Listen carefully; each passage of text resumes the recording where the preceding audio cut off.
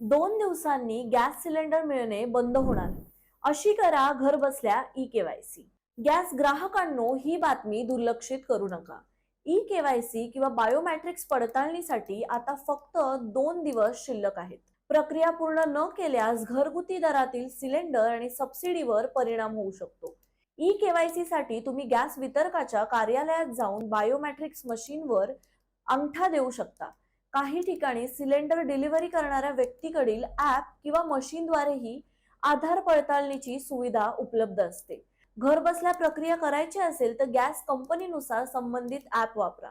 Indian ग्राहकांसाठी Indian oil one, BPCL ग्राहकांसाठी hello BPCL आणि एचपी ग्राहकांसाठी एचपी पे ऍप उपलब्ध आहे.